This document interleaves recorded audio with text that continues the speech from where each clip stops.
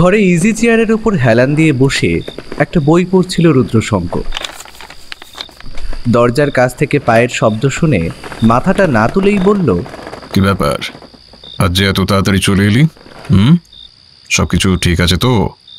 নতুন কোনো সমস্যা হয়নি তো? আর ওই যে কেসটার ব্যাপারে দেখতে গিয়েছিলি, সেটা কি হলো? সায়ক ধপ করে সামনে বিছানার উপরে বসে পড়ে। সবে পুলিশের পোশাক খুলে হাত মুখ ধুয়ে ঘরে প্রবেশ করেছে। তার চোখে মুখে এখনো জল লেগে আছে। একটা তোয়ালে দিয়ে সেটা মুছতে মুছতে বলল, কিচ্ছু বুঝতে পারছি না ক্যাপ্টেন। গোটা ব্যাপারটা যে কি হলো সেটা এখনো মাথায় ঢুকলো না আমার। আমরা তো গিয়েছিলাম একটা সুইসাইড কেসের খবর পেয়ে। তাছাড়া ঘরের দরজা বাইরে থেকে খোলা ছিল না।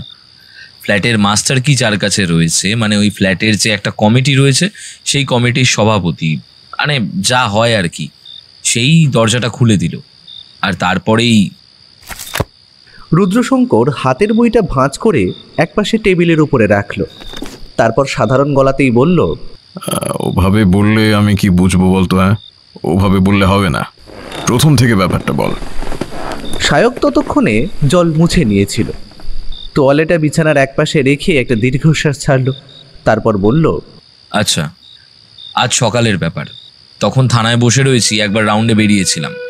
পরে ফিরে আমি আর আমাদের অফিসার মিস্টার সামন্ত একটা কেসের ব্যাপারে বোধহয় কথা বলছিলাম। তখনই টেলিফোনটা এলো, জানো। ফোনটা ধরে জানা গেল উত্তরার কাছে একটা ফ্ল্যাটে ঘটনাটা ঘটেছে। ফ্ল্যাটের 3 তলায় ভদ্রলোক থাকতেন। আজ সকালেই তার ঘরের দরজা খুলছে না দেখে অনেকেই ডাকাডাকি করে প্রথমে।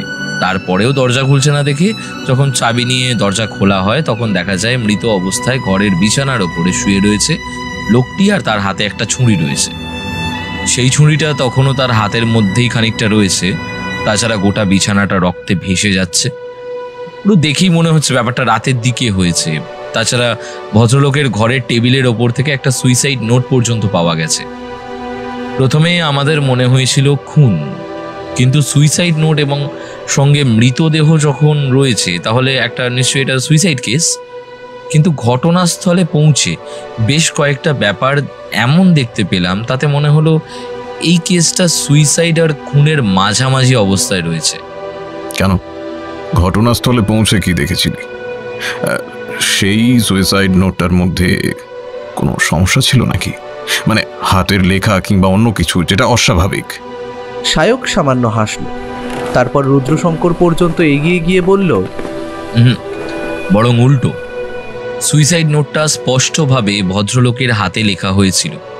আর সেটা বলতে পারছি তার কারণ সেই ঘরে পাওয়া কাগজপত্র, ডায়েরি, এই সমস্ত কিছু থেকে হাতের লেখার যে নমুনা পাওয়া গেছে, তাতে একজন হ্যান্ডরাইটিং এক্সপার্ট ছাড়াও আমি বলে দিতে পারি সেই হাতের লেখাটা ভদ্রলোকের নিজের।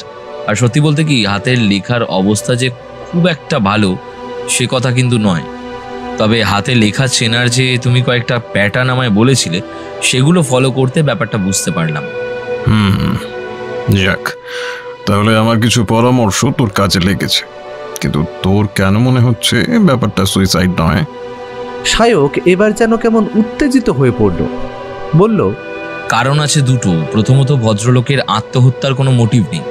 আশেপাশের লোকেদের কাছ থেকে জানা গেছে তার যে ব্যবসা, মানে তার একটা দোকান রয়েছে, সেটা এখন বেশ ভালোই রমরমিয়ে চলছে বলতে পারো। তাতে কোনো লোকসানের সম্ভাবনা তো নেই, উল্টে সেখান থেকে তিনি বেশ ভালো টাকা পাচ্ছেন। আর দ্বিতীয় কারণটা হলো, তিনি 2 দিন পরে একবার নেপাল যাওয়ার জন্য সমস্ত কিছু ঠিকঠাক করেছিলেন। এমনকি একটা ট্যুর কোম্পানির মাধ্যমে 3 দিনের জন্য একটা ট্যুর প্যাকেজেরও ব্যবস্থা করেছিলেন।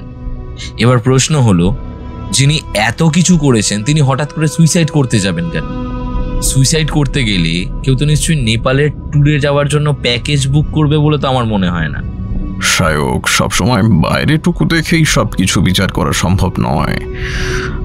বাইরে যেটুকু দেখতে পাচ্ছিস সেটুকু আসলে ওই ভদ্রলোক আমাদের যা দেখাতে চায় সেটাই। তুই তো জানিস, পুলিশের গোয়েন্দা হয়ে আমাদের অনেক কেসে এরকম কাজ করতে হয়েছে বা হয়। এভাবেই কাজ করতে গিয়ে একবার এমন একটা কেস আমি হাতে পেয়েছিলাম যেটা প্রথম থেকেই যাকে সম্পূর্ণ নিরপরাধ বলে মনে হয়েছিল। আপাতভাবে একজন ভীতু মানুষ, গোটা কেসের শেষে কিন্তু সবচেয়ে বেশি সাহসিকতার পরিচয় সেই দিয়েছিল। আর তার বাইরেটুকু দেখে তুই কখনোই বিশ্বাস করতে পারবি না যে ওই আপাতভাবে নিরীহ ভীতু একজন লোক উঠে আসা বন্দুকের সামনে দাঁড়িয়ে অপরাধীর সঙ্গে লড়াই করতে পেরেছে। মানুষের মনের পরিবর্তন বিভিন্ন কারণে হয়ে থাকে, বিশেষ করে সুইসাইডটা এখন কমন হয়ে গেছে। বিভিন্ন ক্ষেত্রে মানুষের মনের সামান্য সময়ের অভিব্যক্তি অনেক কাজে আসে। তাই হতেই পারে নেপালের ট্যুর প্যাকেজ বুক করার পরে সেদিন রাতে কোনো কারণে তোকে মোটিভটা খুঁজতে হবে, এবং মোটিভ খুন হোক কিংবা আত্মহত্যা, এই দুইয়ের পেছনে একটা না একটা মোটিভ থাকতেই হবে। ভদ্রলোকের মন হঠাৎ করে বদলে যেতে পারে না। নিশ্চয়ই কোনো কারণ ঘটেছিল সেদিন রাতে, মানে কাল রাতের কথা বলছি। কিন্তু একটা রাত কিংবা একটা সন্ধ্যের মধ্যে তার মন এভাবে কি করে পরিবর্তন হয়ে গেল যে? আচ্ছা, সন্ধ্যের সময় কি ভদ্রলোক বাড়িতে থাকতেন? কারণ তুই বললি তার একটা দোকান আছে, তার ব্যবসা ভালো চলছে, অর্থাৎ তাকে সেখানে যেতে হয় কোনো না কোনো কারণে। কোন সময় তিনি বাড়িতে থাকতেন, আর কাল শেষবার তার কার সঙ্গে কথা হয়েছিল? তার মোবাইলটা কি খুঁজে পাওয়া গেছে? মোবাইলটা তার ঘরেই টেবিলের ওপর ছিল। শেষবার তার সঙ্গে কথা হয়েছে ওই যে ট্রাভেল এজেন্সি থেকে তিনি নেপালের টিকিট বুক করেছেন, সেই ট্রাভেল এজেন্সির সঙ্গে। ওখান থেকে জানালো তিনি কনফার্ম করেছিলেন পরশুদিন যাবেন। আসলে ব্যাপারটা বুক করার পরেও তিনি ব্যবসার কারণে পিছিয়ে দিতে চাইছিল। অর্থাৎ ব্যবসা নিয়ে যে সমস্যাটা চলছিল সেটা সামান্য সমাধান হয়েছিল, আর তাই তিনি বেরিয়ে পড়তে চেয়েছিলেন। কিন্তু তাহলে তো আত্মহত্যার মোটিভটা কমে যাচ্ছে। হ্যাঁ, কিন্তু তাহলে তো ওই চিঠিটা, যে চিঠিটা ভদ্রলোক নিজের হাতে লিখেছেন, চিঠিটা তার নিজের হাতে লেখা, এটা আমি জানি, এটা ফর শিওর। তাছাড়া চিঠির নিচে নিজে সই পর্যন্ত করেছেন তিনি। আশা করছি চিঠিটা এখন পুলিশের হেফাজতেই আছে। তাছাড়া ওই ঘরে যাতে আর কেউ ঢুকতে না পারে তার ব্যবস্থা করা হয়েছে। কিন্তু এমন একটা ব্যাপারে সে ফ্ল্যাটের আশেপাশে সকলে ভয় পেয়েছে। দ্রুত কোনো একটা কাজ করতে না পারলে বারবার সমস্যা হবে। তুই কাল একবার সকালে ফ্ল্যাটে যাবি। ফ্ল্যাটের দারোয়ানের সঙ্গে ভালো করে কথা বলেছিস আমি জানি, তবে কাল যখন দারোয়ানের সঙ্গে কথা বলবি তখন। আমি তো আগেই বলেছি, ও বাবুর সাথে একজন দেখা করতে এসেছিল পরশুদিন সকালে, এবং কালকে বিকেল পর্যন্ত ছিল। তারপর কালকে সন্ধ্যের একটু আগে এখান থেকে চলে যায়। কিন্তু সে তো সন্ধ্যের আগে চলে গেছে। তারপরে ওই সন্ধ্যের পরে ওই ফ্ল্যাটে বাইরে থেকে আর কেউ ঢুকেছিল? না স্যার, এখানে সই করতে হয়, সেটা না করে বাড়ির ভেতরে ঢোকা অসম্ভব। লোকটা বাবুর সঙ্গে বেরিয়ে যায়, তারপরে বাবু একাই ফিরে আসে। তারপরে তো আর কাউকে এখানে আসতে দেখিনি। কাল সকালে পুলিশ এলো। আচ্ছা, তোমাদের ডিউটি টাইমিংটা কেমন থাকে? মানে তুমি কটা থেকে কটা পর্যন্ত থাকো? আমি থাকি সকাল 6টা থেকে ওই সন্ধে 6টা পর্যন্ত। আবার সন্ধে 6টা থেকে সকাল 6টা পর্যন্ত অন্য একজন লোক থাকে। কিন্তু কালকে সে আসেনি। 2 দিন ধরে শরীর খারাপের জন্য সে ছুটিতে রয়েছে। তাই আমি 2 দিন ধরে টানা ডিউটি করছি। পরেই নিজেদের জন্য ব্যাপারটা হিসেব করে নেব, তাহলেই হবে। তাই আমি সমস্ত কিছু আপনাকে বলতে পারলাম। কিন্তু এমন একটা ব্যাপার হবে আমি তা ভাবতেও পারিনি স্যার। বাবু যে কেন সুইসাইড করতে যাবে। আচ্ছা, সুইসাইড বলেই তুমি ভাবছো কেন? ঘরের মধ্যে বাবু মরেছে, তারপর টেবিলের ওপর সুইসাইড নোট ছিল।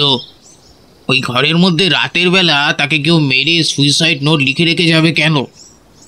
তাছাড়া কেউ তো চিৎকার করতে শুনতে পাইনি, কারণ ভদ্রলোক মানে তিলক রঞ্জন রায় রাতের বেলা ঘুমের ওষুধ খেয়ে ঘুমাতে যান। সেই সময় যদি কেউ কাজটা করে থাকে তাহলে ঘুমের মধ্যে তার চিৎকার করার কোনো সম্ভাবনা কিন্তু নেই, বুঝেছো? দারোয়ান আর কোনো উত্তর দিল না। যাই হোক, দারোয়ানকে ছেড়ে সে এগিয়ে গেল একতলার লিফটের দিকে। সেখানে দাঁড়িয়ে রয়েছে অফিসার মিস্টার সামন্ত আর তার সঙ্গে একজন পুলিশের কনস্টেবল। মিস্টার সামন্ত অন্য একজনের সঙ্গে কথা বলছে। সায়ক এগিয়ে আসতে বলল, মিস্টার হালদার, একটা নতুন খবর জানা গেল। এই যে মিস্টার তিলক রঞ্জন রায়, তিনি প্রতিদিন সকাল 10টা নাগাদ বেরিয়ে যেতেন এবং ফিরতেন একদম সন্ধ্যে 6টা নাগাদ। কিন্তু দুদিন তিনি বাড়িতে ছিলেন এবং তার কাছে যে এসেছিল সে তার দুঃসম্পর্কের কোনো এক ভাগ্নে। এটা তো আমরা আগেও শুনেছি মিস্টার সামন্ত, এতে নতুন কিছু তো নেই। এই ভাগ্নেটির নাম হলো জীবন লাহিড়ী। তার সঙ্গে আমরা যোগাযোগ করতে পেরেছি, আর তিনি আমাদের সমস্ত রকম সাহায্য করতেই রাজি আছেন। তাছাড়া বিষয়টা হলো, তার মামার মৃত্যুর ব্যাপারে তিনি আমাদের কাছ থেকে আজই পুরোটা জানতে পারলেন। আশা করছি আজকে দুপুরের মধ্যে এখানে এসে পড়বেন। তার বাড়ি কৃষ্ণনগরের কাছে। ওনার সেখান থেকে আসতে যেটুকু সময় লাগে ওই সেটুকুই আর কি। একটা কথা ভেবে দেখুন মিস্টার সামন্ত, ভাগ্নে অর্থাৎ জীবনবাবু এখান থেকে গেলেন আর তার পরের দিন রাতে এই ব্যাপারটা হলো। এর মধ্যে আশ্চর্য কিছু বলে মনে হচ্ছে না আপনার? মিস্টার হালদার, কিন্তু প্রমাণ তো নেই কোনো। এখান থেকে জীবনবাবুকে নিয়ে তিলক রঞ্জন বাবু বাইরে বেরিয়েছেন, তা সবাই দেখেছে, এবং গাড়িতে করে তাকে তিনি স্টেশন পর্যন্ত পৌঁছে দিয়ে আবার ফিরে ঘরে ঢুকেছেন। তারপরে কিন্তু জীবনবাবুকে এখানে ফিরে আসতে কেউ দেখেনি। অথচ মৃতদেহ দেখে মনে হচ্ছে জিনিসটা হয়েছে রাতের দিকে। তাহলে সায়ক চুপ করে কি যেন ভাবল। তার মনে হচ্ছিল এই জীবন নামের ভাগ্নেটি আসলে সমস্ত কিছুর সঙ্গে জড়িয়ে রয়েছে, কিন্তু বারবার এসে ওই একটা জায়গাতেই সমস্ত ব্যাপারটা ঠেকে যাচ্ছিল, সুইসাইড নোট। তাছাড়া বন্ধ ঘরের দরজাটা প্রথমে সমস্যা করেছিল, পরে দেখা গেল এই ঘরের দরজায় ইনলক লাগানো, যে দরজা বাইরে থেকে বন্ধ করলেও অটোমেটিক ভেতর থেকে বন্ধ হয়ে যায়। তখন ভেতর থেকে কেউ খুলতে পারলেও বাইরে থেকে চাবি ছাড়া খোলা যাবে না। অর্থাৎ কেউ যদি বাইরে থেকে দরজা বন্ধ করে দেয় তাহলেও সকালে সবাই দরজা ভেতর থেকে বন্ধ দেখতে পাবে। তাই নতুন লক সিস্টেমের জন্য অনেক কিছুই সমস্যা হয়। সে যাই হোক, সায়ক পড়েছিল সুইসাইড নোটটা। তাছাড়া হাতে যে ছুরিটা পাওয়া গেছে সেই ছুরিটা ফরেন্সিক রিপোর্টের জন্য পাঠানো হয়েছে। সেই ছুরিতে যদি অন্য কোনো হাতের ছাপ পাওয়া যায়, কিন্তু ছুরিটা দেখে তিলক রঞ্জন বাবুর বাড়ির পাশের ফ্ল্যাটের একজন নিশ্চিত করেছেন ওটা তারই রান্নাঘরের ছুরি। সেদিন বিকেলের একটু আগেই জীবনবাবু এসে পৌঁছলেন। তিনি সরাসরি থানাতেই এসেছিলেন। থানাতে এসে সায়ক আর মিস্টার সামন্তের সঙ্গে তার বেশ কিছুক্ষণ কথা হলো। এক পর্যায়ে জীবনবাবু বললেন, দেখুন অফিসার, আমি কিন্তু এই ব্যাপারে কোনো কিছুই জানি না। বিশ্বাস করুন, এই দুটো দিন মামার সাথে কাটিয়ে একবারও কিন্তু আমার মনে হয়নি যে মামা সুইসাইড করার কথা ভাবছে। আর তাছাড়া নেপাল যাওয়ার জন্য বেশ উৎসাহী ছিলেন বলেই মনে হয়েছিল। আসলে আমার মামার যে দোকানটা আছে, আপনারা হয়তো খোঁজ নিয়েছেন, পুরনো দিনের জিনিসপত্র তাছাড়া ঘরের আসবাবপত্র সব ওখানে বিক্রি হয়। দোকানটা বেশ বড় আর ভালো জায়গায় হওয়ার জন্য বিক্রি বাটাও নেহাত মন্দ হয় না। সেই কারণেই নেপালে একরকম তার যাওয়া, ঘোরাও হবে, তাছাড়া সেখানকার কিছু জিনিসপত্রের ব্যাপারে কথাবার্তাও বলে এদিকে কিভাবে আনা যায় সে ব্যাপারে তিনি আর খোঁজ খবর করতে যেতেন। বলা যায় এটাকে একটা বিজনেস ট্যুর। কিন্তু তাহলে এমন কি হলো? আচ্ছা, আপনাকে যখন স্টেশন পর্যন্ত তিনি পৌঁছে দিলেন তার মধ্যে কিছু হয়েছিল? এমন কারোর সঙ্গে দেখা কিংবা তার ফোনে কারোর ফোন আসা, এরকম কিছু? না, ফোন একবার এসেছিল। ওই আমাদের দোকানে যে কাজ করে দোকানের ম্যানেজার, তার আসলে দোকানে যে ম্যানেজার রয়েছে না, তার সঙ্গে মামার এই গোটা ব্যবসাটা একটা পার্টনারশিপে চলে। এ কথা মামা আমায় আগে একবার জানিয়েছিল। তার কথাতেই আবার নেপালে যাওয়ার কথা ভেবেছিল। তার মানে আপনি এটাই বলতে চাইছেন যে তিলক রঞ্জন বাবুর কাছে সুইসাইডের কোনো কারণ নেই, তাই তো? না, সুইসাইডের কোনো কারণ নেই। আসলে মামার সাহায্যেই আমি কৃষ্ণনগরে একটা ছোট ব্যবসা শুরু করেছি, সেই কারণেই মামার কাছে আসা। বেশি দিন তো আর থাকা যায় না। একদিন মামার দোকানের সমস্ত কিছু দেখাশোনা করলাম, পরশুদিন একটু ঘুরে ফিরে সন্ধ্যার দিকে বাড়ি ফিরে গেলাম। কিন্তু তার মধ্যে যে এমন একটা ব্যাপার হয়ে যাবে সত্যি বুঝতে পারিনি। কিন্তু আমি নিশ্চিত অফিসার, আত্মহত্যা মামা করেনি। মামাকে নিশ্চয়ই কেউ খুন করেছে। তাহলে যে সুইসাইড নোট ঘর থেকে পাওয়া গেছে সেটা? এই ব্যাপারে জীবনবাবু কিন্তু কিছুই বলতে পারল না। একসময় সায়ক উঠে দাঁড়িয়ে বলল, আপনার যদি এখানে কোনো থাকার ব্যবস্থা করা যায় তাহলে এখানে থেকে যান। আপনাকে আবার দরকার হতে পারে। যদি একান্ত সম্ভব না হয় তাহলে আপনি ফিরে যান। এখান থেকে কৃষ্ণনগর খুব বেশি সময় লাগার কথা নয়, কিছু ঘন্টার মধ্যেই আপনি চলে আসতে পারবেন আবার। আপনাকে কিন্তু এই কেসে বারবার প্রয়োজন হবে। আর খবরদার, অন্য কোথাও যাওয়ার চেষ্টা করবেন না, তাহলে কিন্তু আপনি বিপদে পড়ে যাবেন। কারণ শেষ দিনে আপনি কিন্তু ছিলেন তিলক রঞ্জন বাবুর সঙ্গে। বোঝা গেল জীবনবাবু ভয় পেয়েছেন, আর সেটা পাওয়াটাই স্বাভাবিক। এমনভাবে একটা কেসে জড়িয়ে যাওয়ার কথা তিনি মাথায় আনতেও পারেননি। বিশেষ করে যে সেই কেসটার তখনও কোনো সাধারণ সমাধান হয়নি, সেটা খুন নাকি সেটাও পুলিশ এখনো পর্যন্ত বুঝতে পারছেন। সেদিন সন্ধ্যের দিকে সায়ক আর রুদ্রশঙ্কর আবার রুদ্রশঙ্করের ঘরে বসল। সামনের টেবিলে চায়ের কাপ, রুদ্রশঙ্করের হাতে একটা খোলা বই। অনেকদিন হলো পুলিশের গোয়েন্দার কাজে রিটায়ার্ড করার পরে বিভিন্ন ধরনের বই পড়ে তার বেশিরভাগ সময় কাটায়। মাঝে মাঝে সায়কের জন্য বইগুলো পড়েনিও বলা যায়। অনেক সময় সায়কের কাছে আসা কেসগুলোর অনেক সমাধান মিলে যায় বই পড়ে। তবে একই ধরনের বই যে শুধু তিনি পড়েন সেটা কিন্তু নয়।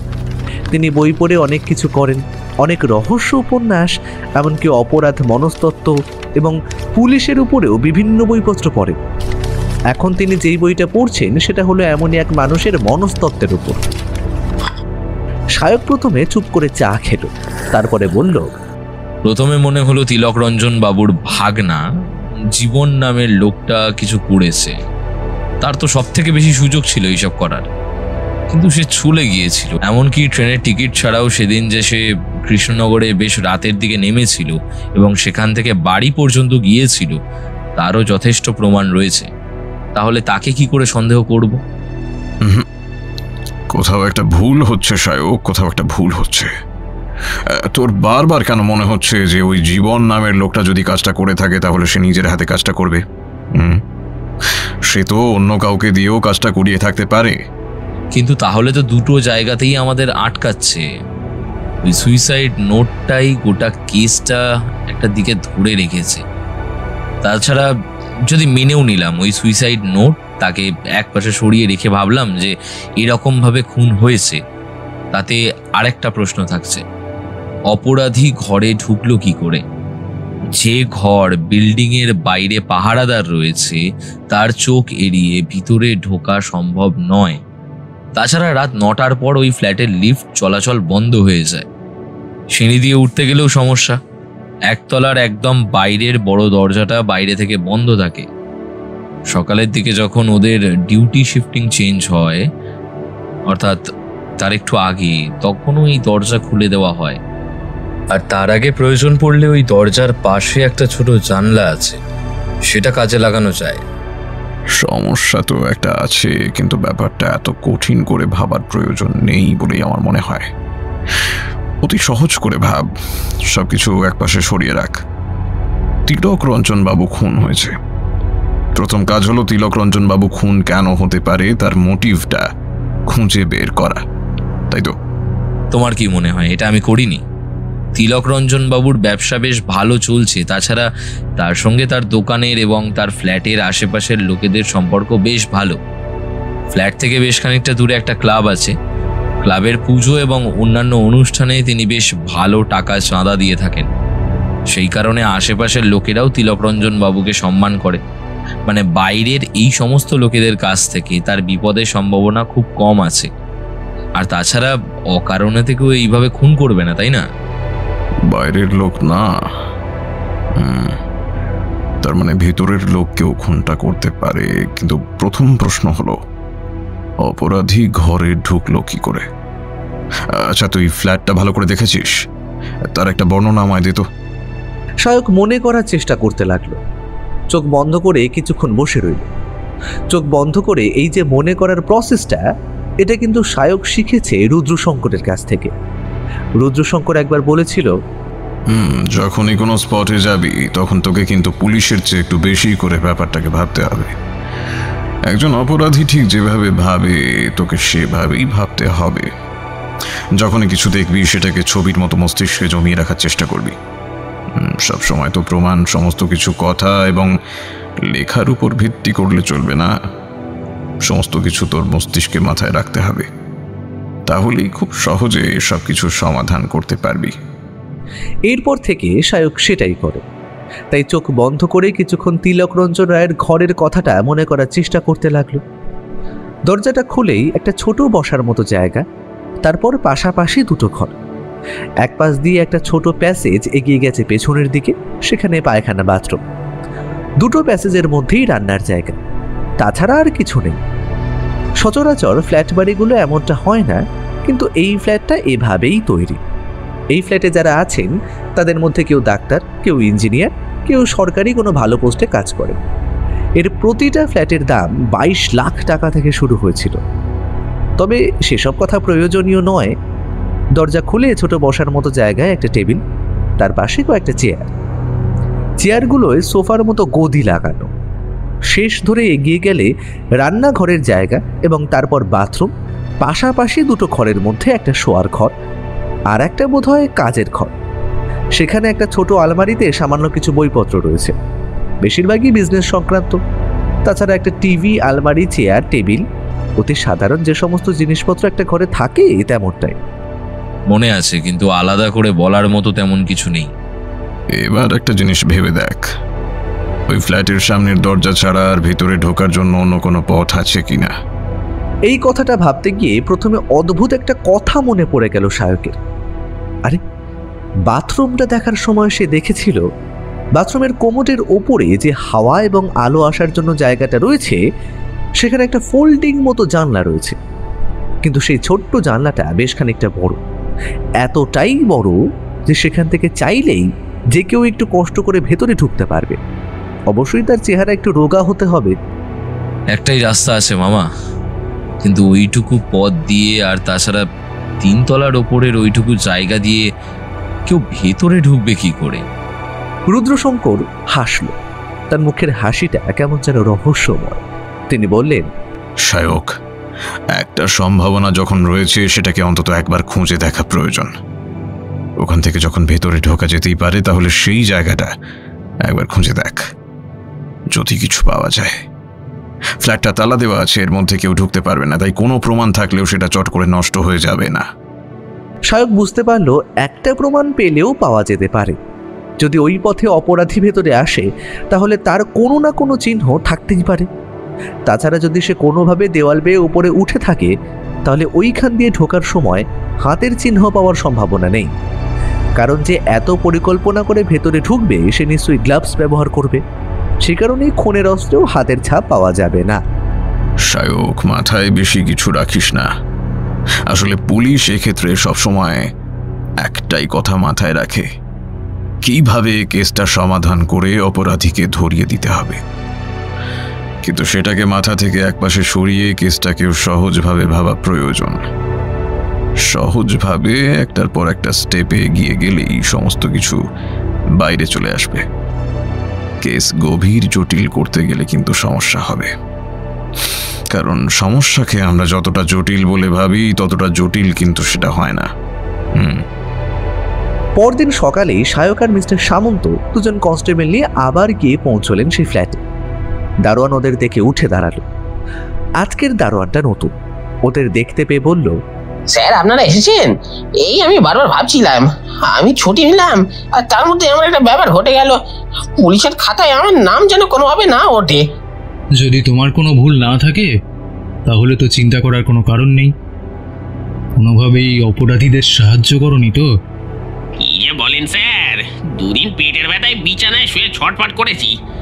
আপনি চাইলে আমার বাড়িতে খোঁজ নিতে পারেন। যে ডাক্তারকে দেখিয়েছি সেই ডাক্তার 2 দিন বিশ্রাম নিতে বলেছিল। পেটের সমস্যা হয়েছিল তো, তাই আর কি।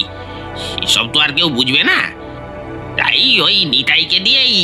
আচ্ছা, আমার একটা কথা বলো, এই যে তুমি যখন এখানে ছিলে তখন নিশ্চয়ই তুমি তিলকরঞ্জন বাবু আর জীবনকে দেখেছিলে।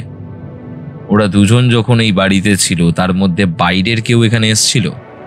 না, তবে বাইরের কেউ না কেউ মাঝে মাঝেই ফ্ল্যাটে অনেকের সঙ্গে দেখা করতে আসে, কিন্তু ওই বাবুর কাছে। ওই বাবু ঘুরতে আসার পরে কিন্তু আর কেউ আসেনি। তবে একটা কথা, যেদিন বাবু এসেছিল না, তার পরদিন সকালে আমি আর আসতে পারিনি। সেটা রাতের বেলায় ফোন করে নিতাইকে জানিয়ে দিয়েছিলাম, তাই সকালে সে এসেছিল। আগের দিন দুপুরের দিকে বড় গেটের কাছে কিন্তু দাঁড়িয়ে থাকতে দেখেছিলাম। এমন তো অনেকেই এসে দাঁড়ায় বড় রাস্তার কাছে, অনেকে ঠিকানা জিজ্ঞেস করতেও আসে, কিন্তু লোকটা সেসব কিছুতেই আসেনি। সেই দরজার কাছে দাঁড়িয়ে ফ্ল্যাটের দিকে বেশ দেখছিল কিছু, তারপর আবার চলে গেল। আমি তাকে জিজ্ঞেস করবো বলে এগিয়ে হাঁটতে লাগলাম সামনের দিকে। তারপরে গেট খুলে বাইরে বেরিয়ে দেখলাম ওই যে চায়ের দোকানটা আছে না, সেখানে সে দাঁড়িয়ে আছে। এমন কেউ ছিল যে এ বাড়ির ওপরে নজর রাখছিল? তিনি কে? সায়ক কিন্তু তখন সেসব কথা ভাবছিল না, সে মনে মনে ভাবছিল অন্য কিছু। তাই দারোয়ানের সঙ্গে কথা বলে তাকে নিয়ে সেই তিলকরঞ্জন বাবুর বন্ধ ফ্ল্যাটে গিয়ে ঢুকলো। ওরা দরজাটা খুলতেই আবার সেই ঘরটা দেখতে পেল। ঘরের মধ্যে তেমন কিছু নেই। বিছানার ওপর যেখানে মৃতদেহ পড়েছিল, এখানে চারপাশে বিছানার চাদর সমস্ত কিছু একই রকমই আছে। ব্লাড স্যাম্পল নিয়ে যাওয়া হয়েছে। সোজা সায়ক গিয়ে ঢুকলো ছোট্ট রান্নাঘরের মতো প্যাসেজ দিয়ে পেছনে বাথরুমের দিকে। বাথরুমটা বেশ পরিষ্কার পরিচ্ছন্ন। একটু সামনে এগোতে তার চোখে পড়ল বাথরুমের সেই জানলাটার দিকে, যেটা দেখে তার মনে হয়েছিল একজন মানুষ বাইরে বেরিয়ে যেতে পারে। একটা লম্বা টুল এনে সেই টুলের উপর উঠে দাঁড়িয়ে উপরের কাঁচের জানলার পাল্লাটাকে ঘুরিয়ে দিতেই কাঁচের পাল্লার নিচে এবং উপরে দুটো ফাঁক তৈরি হলো। সেই ফাঁক দিয়ে সায়কের পক্ষে বেরোনো সম্ভব নয়, তবে তার মনে হচ্ছিল একটু কষ্ট করলে একটু রোগা লোকের মধ্যে এর মধ্যে থেকে বেরিয়ে যেতে পারে। কিন্তু মাথাটা তুলে সেই ফাঁকে রেখে নিচের দিকে নামাতেই বুঝতে পারল নিচের ঘরের উপরে জানলা এবং সেই জানলার উপরে সিলিং দিয়ে এই ঘরের জানলা পর্যন্ত উঠে আসা যাবে না। বারবার কাচের জানলাটাকে এই দিক ওদিক ঘুরিয়ে নেমে আসা যাবে না বলেই মনে হলো। কাচের জানলার একদিকে লোহার যে ছোট পাত মতো রয়েছে, সেখানে কি যেন একটা লেগে আছে। ভালো করে সেদিকে নজর পড়তে মনে হলো একটা কাপড়ের ছেঁড়া অংশ, আর তার সাথে সেই কাপড়ের ছেঁড়া অংশের সঙ্গে খানিকটা রক্ত বোধহয় লেগে রয়েছে। খুবই সামান্য, চোখে পড়ার মতো নয়, কিন্তু কাপড়ের মধ্যেই রক্তটা লেগেছে বলে মনে হয়। সে হাতে গ্লাভস পরে নিয়েছিল আগে। অনেক কষ্ট করে সে ছোট্ট কাপড়ের টুকরো এবং তাতে লেগে থাকা শুকিয়ে যাওয়া রক্তটুকু এখান থেকে নিয়ে নিল। তারপর সেটা যত্ন করে বাইরে বেরিয়ে এসে বলল, মিস্টার সামন্ত, পোস্টমর্টম রিপোর্ট আসতে আশা করি সময় লাগবে। তার আগেই ওই বুড়োর রক্ত, হাতের ছাপ, সেগুলো পরীক্ষা হচ্ছে। সেখানেই কাপড়ের টুকরোটা পাঠিয়ে দিন। দেখুন রক্তটা কার। এই কাপড়ের টুকরোটা কোথায় পেলেন? আগের দিন এসে তো এগুলো দেখতে পাইনি। আগের দিন আমরা কেসটা বড় কঠিন করে দেখছিলাম মিস্টার সামন্ত, আজকে একটু সহজ করে দেখছি, তাই আপনি এটা পরীক্ষা করার জন্য পাঠিয়ে দিন। আর চলুন, ঘরে আর কোনো কাজ নেই, এইবার নিচের দিকটা আমাদের দেখতে হবে। না স্যার, এমনি মানুষ উঠতে পারবে না, তবে অনেকেই লোহার রড ধরে ধরে ঠিক উপরের দিকে উঠে যেতে পারে। সে ওটার আলাদা কায়দা আছে। আরে নিচের তলার জানলাটার উপর উঠলেই তো হলো, তারপরে পাইপ ধরে আরেকটু উঠে পরের জানলা, তারপর আবার পরের জানলা, এরকম করে করে উপরের দিয়ে উঠে একদম ছাদ পর্যন্ত যেতে পারবে স্যার। তবে এর জন্য সাহস লাগে, সবার দ্বারা হবে না। অপরাধী সাহস থাকে, তাছাড়া যে খুন করার জন্য এসছে তার সাহসটা একটু বেশি থাকবে। আস্তে আস্তে একটু এদিক ওদিক দেখা যাক, যদি কিছু পাওয়া যায়। কনস্টেবল এদিক ওদিক খুঁজতে লাগলো। সায়ক, মিস্টার সামন্ত দুজনেই আশপাশটা খুঁজে দেখছে। দারোয়ান অবাক হয়ে একটু দূর থেকে ওদের লক্ষ্য করছে। পেছনের দিকটা বেশ বড় বড় ঘাস হয়েছে। এদিকটায় লোকজন খুব একটা আসে না। ফ্ল্যাটের পেছনের দিকে এটা এখান থেকে টানা লম্বা। সবকটা ফ্ল্যাটের বাথরুম একদিকে। সাথে সাথে সামন্ত কি যেন একটা দেখে সায়কের দিকে তাকিয়ে বলল, আরে হালদার, ওখানে ওটা কি পড়ে আছে? সেদিকে এগিয়ে জিনিসটা হাতে তুলে নেওয়ার সঙ্গে সঙ্গেই কিন্তু বেশ অবাক হলো সায়ক।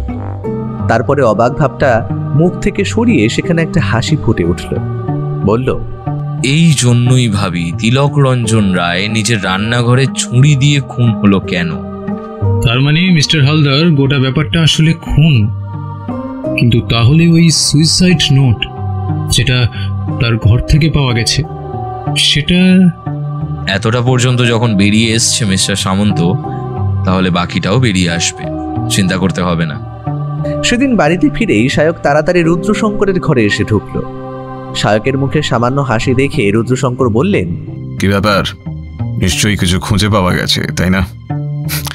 আমি তো বলেছিলাম ভালো করে তদন্ত করলে কিছু একটা খুঁজে পাওয়া যাবেই। পাওয়া গেছে, মনে হচ্ছে গোটা ব্যাপারটা খুন। বাইরে থেকে কেউ এসেছিল যে ওই 3 তলার বাথরুমের পেছনের জানলা দিয়ে ভেতরে ঢুকেছিল। কিন্তু এবার প্রশ্নটা হলো সে কে এবং তাকে খুঁজে বার করব কি করে? দেখ, তুই তো বললি সেদিনকে দারোয়ান কাউকে একটা দেখেছিল যে বাড়ির বাইরে থেকে নজর রাখছিল এবং সে ওই চায়ের দোকানে গিয়ে দাঁড়িয়েছিল। চায়ের দোকানদারের সঙ্গে গিয়ে কথা বললেই হয়তো কিছু একটা জানা যাবে। যদি ওই লোকটার সঙ্গে এদের সম্পর্ক থাকে তাহলে তোর কাজটা সহজ হয়ে যাবে। না হলে হঠাৎ করে কেন বা ওই দিন একজন বাড়িতে নজর রাখতে যাবে, তাই না? এবং বাড়ি চলে যাওয়ার পরই আক্রমণটা হবে, এমনটা তো হতেই পারে যে অপরাধী সুযোগ খুঁজছিল। জীবন থাকলে কাজটা সহজ হবে না, কারণ জীবনবাবু ঘুমের ওষুধ খেয়ে ঘুমাতে চান। ঘুমের ওষুধ খেয়ে ঘুমাতেন তিলক রঞ্জন বাবু। আর ডাক্তারের সঙ্গেও আমরা এই নিয়ে কথা বলেছি। বিভিন্ন কারণে তার অনিদ্রা এবং আরো কিছু সমস্যা চলছিল, তাই ডাক্তার তাকে ঘুমের ওষুধ দিতে বাধ্য হয়েছে। এবার আমাদের পরের লক্ষ্য হলো, মানে তিলক রঞ্জন বাবুকে খুন করতে পারলে কার লাভ হবে? এতে জীবনবাবুর সামান্য লাভ হলেও হতে পারে যদি রঞ্জনবাবু উইল করে তাকে কিছু দিয়ে যান। কারণ তুই নিজেই বলেছিস জীবন নামের লোককে আসলে পুলাপান বাবুর দূর সম্পর্কের আত্মীয়। এক্ষেত্রে তার সম্পত্তি পাওয়ার কথা, কিন্তু সেক্ষেত্রে মোটিভ এবং আরো অনেক কিছু কাজ করছে। আমার কেন জানি না মনে হচ্ছে কাজটা তার নয়। বলছো ক্যাপ্টেন? তার মোটিভ ও সুযোগ সবই আছে। সেখান থেকে বেরিয়ে যাওয়ার পরেই অপরাধী ঘরে এসে ঢুকেছে, সবকিছুতেই তো তার সুযোগ রয়েছে। এরপরেও কেন তোমার মনে হচ্ছে এমন? আমার আগে মনে হচ্ছিল যে কাজটা করেনি, কিন্তু তোমার কথাতেই মনে হচ্ছে যে সে অন্য কাউকে দিয়ে কাজটা করাতে পারে। রুদ্রশঙ্কর বেশ কিছুক্ষণ চুপ করে বসে রইলেন, তার চোখ দুটো বন্ধ। খোলা জানলা দিয়ে বাইরে অন্ধকারে বাগানের গাছগুলো অল্প অল্প জ্বলছে, চাঁদের আলোতে সেটা দেখা যাচ্ছে। এদিকে তাকিয়ে থাকতে থাকতেই রুদ্রশঙ্কর নিজের মতো বললেন, সিক্স সেন্স বলে একটা বস্তু আছে বুঝলি সায়ক। আমার মন বলছে জীবন নামের লোকটা এই কাজটা করেনি। যদি করতো তাহলে প্রথমত সে তোদের এত কিছু বলতো না। দ্বিতীয়ত যদি সে কাজটা করতো বা কাউকে দিয়ে করাতো তাহলে প্রথমেই নিজে বাঁচার চেষ্টা করত। সে কিন্তু তোদের কাছে একবারও এমন কোনো কথা বলেনি যাতে সে নিজেকে বাঁচানোর চেষ্টা করছে। এরপরেও সে যে এমনটা করেছে প্ল্যান করে, যদি পুলিশ তাকে সন্দেহ না করে, তোর কাছে কোনো প্রমাণ নেই তো এই মুহূর্তে? ওই লোকটা, মানে যে লোকটা বাড়ির ওপর নজর রাখছিল, সেই লোকটা যদি এর সঙ্গে যুক্ত থাকে এবং তাকে খুঁজে বার করা যায়, তাহলেই কোনো একটা সম্ভাবনা পাওয়া যাবে। যার সঙ্গে এই তিলক রঞ্জন বাবুর ব্যবসায়িক সম্পর্ক, তার সঙ্গে অন্য কারুর ব্যবসায়িক কোনো সম্পর্ক আছে কিনা, কিংবা পার্টনারশিপে তিনি কোনো ব্যবসা করেছেন কিনা, সেটা দেখা দরকার। এ ব্যাপারে আমি খবর নিয়ে দোকানের যে ম্যানেজার রয়েছে তার সঙ্গে ভদ্রলোক কোনো একটা ব্যাপারে পার্টনারশিপে ব্যবসা করছেন। তাছাড়া শুনেছি একসময় প্রায় বছর খানেক আগে এই ব্যবসাটা খুলে পড়েছিল। সেই দোকানের ম্যানেজারের সঙ্গে আমাদের কথা হয়েছে। কিছু বুঝে উঠতে পারছি না স্যার, কি যে হবে। আসলে গোটা ব্যাপারটাই তো আমাদের পার্টনারশিপে ছিল। এখন মিস্টার রায়ের কিছু হয়ে গেলে তো সবকিছু আমার উপর এসে পড়বে। তাছাড়া ব্যবসা খুব একটা ভালো চলছে না। কিন্তু আমি তো শুনেছি ব্যবসা বেশ ভালোই চলছে।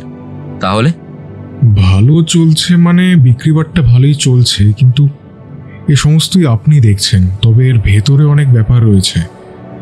দেখতে ভালো হলে জিনিসপত্র আরও তুলতে হয়, তখন অনেক টাকা ইনভেস্ট করতে হয়।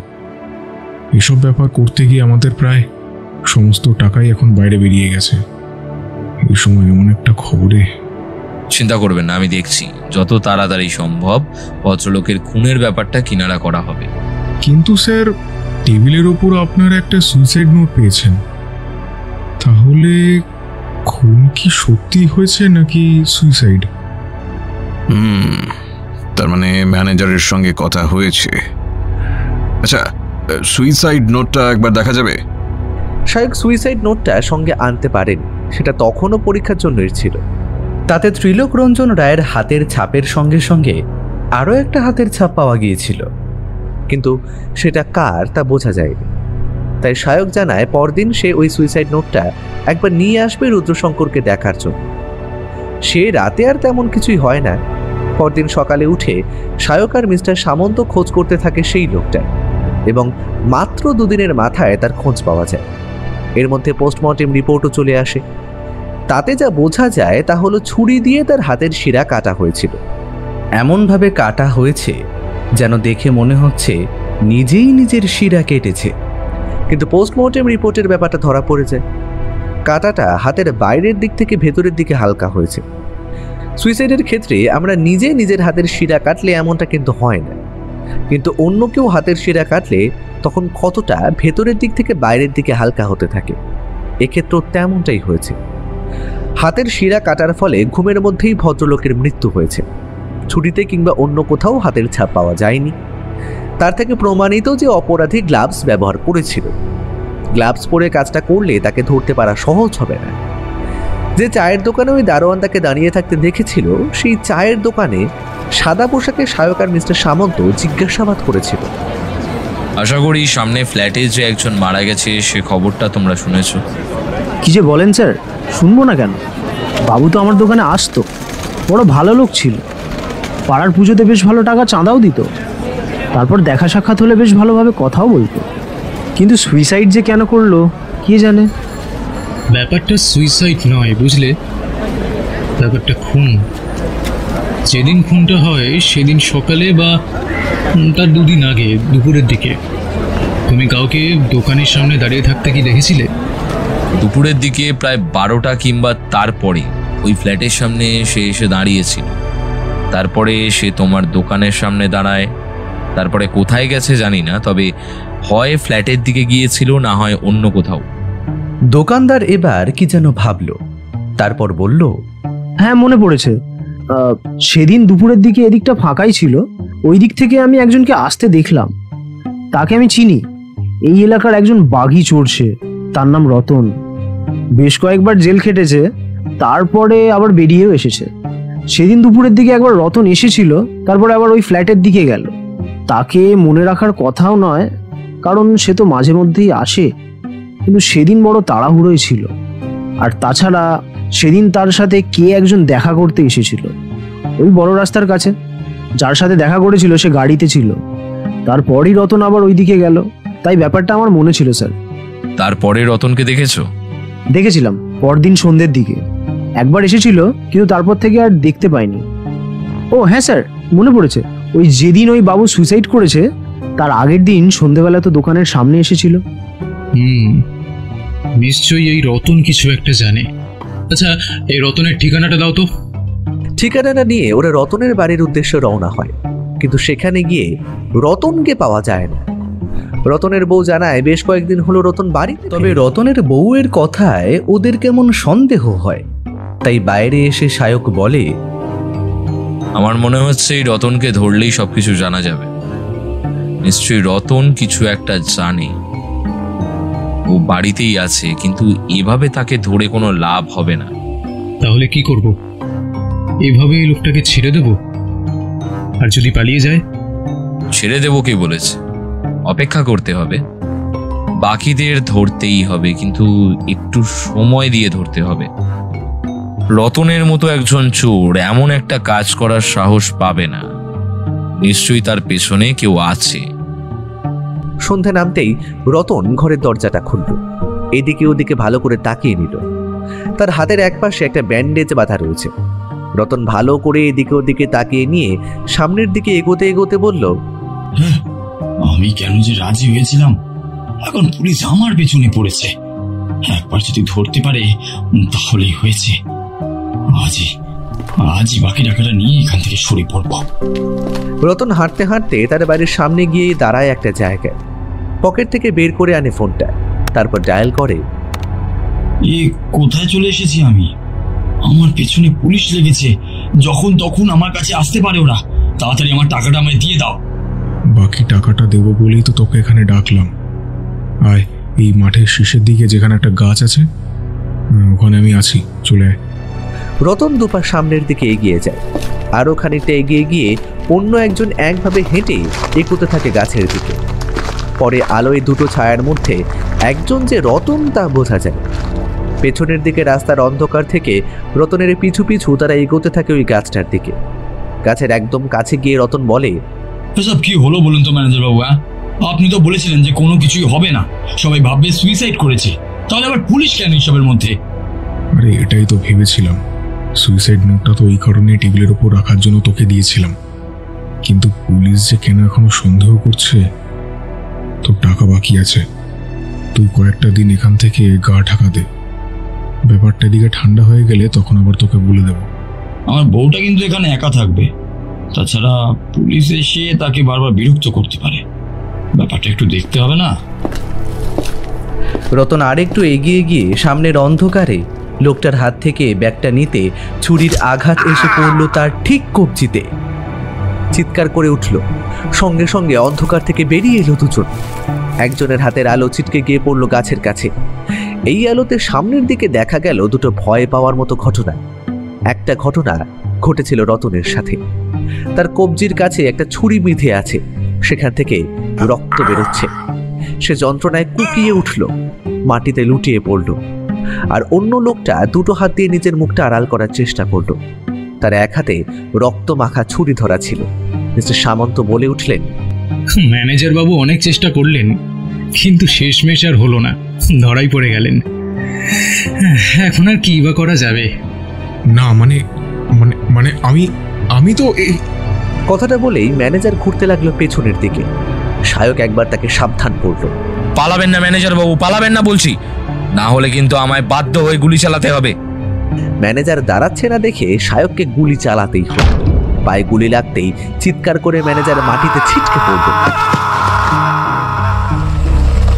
তারপর পুলিশের গাড়িতে করে তাকে নিয়ে আসা হলো থানায়। আচ্ছা ক্যাপ্টেন, তুমি বুঝলে কি করে ভেতরের কেউ এই কাজটা করেছে? ভালো করে এই সুইসাইড নোটের পাতায় লেখা তারিখটা দেখ। এটা হলো 27শে জুন 2024, আর ভদ্রলোক মারা গেছেন 22শে জুলাই 2024। মাঝখানের প্রায় 1 মাসের ফারাক।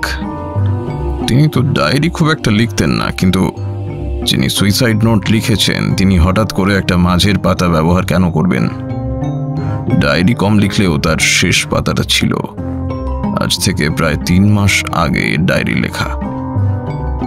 তোর কথায় আমি খোঁজ নিয়ে দেখেছি, এই ভদ্রলোকের 2023-এর সময়ের ব্যবসায় বেশ মারাত্মক টানাটানি পড়েছিল। এমনই অবস্থা হয়েছিল যে তাকে ফ্ল্যাট পর্যন্ত বিক্রি করে দেওয়ার মতো অবস্থাও এসেছিল। তারপরই তিনি ঘুরে দাঁড়িয়েছিলেন।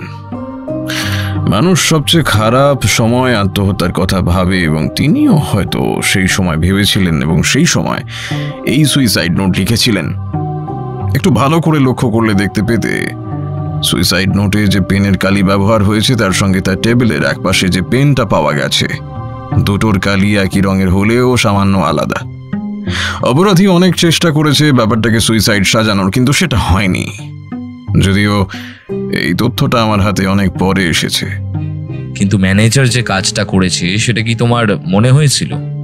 না, তোর কথা শুনে মনে হয়েছিল কাছের কেউ কাজটা করেছে। যে সুইসাইড নোটটা তার ডায়েরির পাতা থেকে ছিঁড়ে তার ঘরেই রাখতে পারে, তাছাড়া সে জানে কোথা থেকে ঢুকে কোথা থেকে বেরোতে হবে, এবং তিলকরঞ্জন বাবু যে ঘুমের ওষুধ খেয়ে ঘুমোয় সেটাও সে জানে। এমন কথা শুধু রঞ্জন বাবুর ফ্ল্যাটের আশেপাশের কেউ কিংবা তার ওই ভাগ্নে জীবন বাবু এবং তার দোকানের ম্যানেজার ছিল। ম্যানেজারের মোটিভটা বড় অদ্ভুত। ম্যানেজার এই গোটা বিজনেসটা একচেটিয়াভাবে একাই করতে চেয়েছিল। যেহেতু বিজনেসটা পার্টনারশিপের, এই একজনের মৃত্যুর পর অন্যজনের হাতেই সমস্তটা চলে আসার কথা। তার হয়তো আরো ভাবা প্রয়োজন ছিল। আমি দোকানের কর্মচারীদের সঙ্গে আরো একবার কথা বলে দেখেছি। তাদের মধ্যে একজন জানিয়েছে মৃত্যুর কয়েকদিন আগে রঞ্জনবাবুর সঙ্গে ম্যানেজারের একটা ঝামেলা হয়েছিল, তবে সে ব্যাপারটা সকলে জানতে পারেনি। আমার মনে হয় তার জন্যই এমন কিছু একটা হয়েছে। আর ওই যে রতনকে কাজে লাগিয়েছিল, সেই রতন সমস্ত কথাই পুলিশের কাছে স্বীকার করেছে। তাহলে তো হয়েই গেল। গোটা ব্যাপারটা সত্যি পরিষ্কার ছিল। ওই সুইসাইড নোট আর ওই ঘরের দরজাটাই সমস্ত ব্যাপারটাকে এতটাই কঠিন করে চলেছিল যে, কিন্তু রতনের বাহাদুরি আছে বলতে হবে। লোহার পাইপ দিয়ে 3 তলায় উঠে তারপরে ছোট্ট জানলা দিয়ে ভেতরে ঢুকে খুন করে তারপর বেরিয়ে আসা। আচ্ছা, ঘরের দরজা তার মানে ভেতর থেকেই বন্ধ ছিল, রতন আবার সেই জানলা থেকেই বেরিয়ে গেছে। বাহ, দারুণ। হ্যাঁ, সেখান থেকেই সে বেরিয়েছে, তবে সমস্তটা কি করে করেছে সেটা সে আমাকে জানিয়েছে। আর তার ছুরিটা ওখানেই পড়েছিল। ভেতরে উঠে গিয়ে সে হয়তো ছুরিটা খুঁজে পায়নি, তাই রান্নাঘরে ছুরি ব্যবহার করেছে। আর গ্লাভস থাকার কারণে কোথাও হাতের ছাপ পড়েনি। কিন্তু ওই জানলার কাঁচের লোহার পাল্লার কাছে তার হাতের খানিকটা কেটে যায়, ও জামাটা ছিঁড়ে যায়, বুঝেছো? তবে অন্ধকারে সে ব্যাপারটা খেয়াল করতে না পেরে চলে এসেছিল। তাতেই যা হওয়ার হয়েছে। রুদ্রশঙ্কর সামান্য হাসলেন, তারপর বাইরের দিকে তাকিয়ে তার টেবিলের ওপর উল্টো হয়ে পড়ে থাকা বইটা তুলে নিলেন। বইতে মন দিতেই সায়ক বেরিয়ে গেল।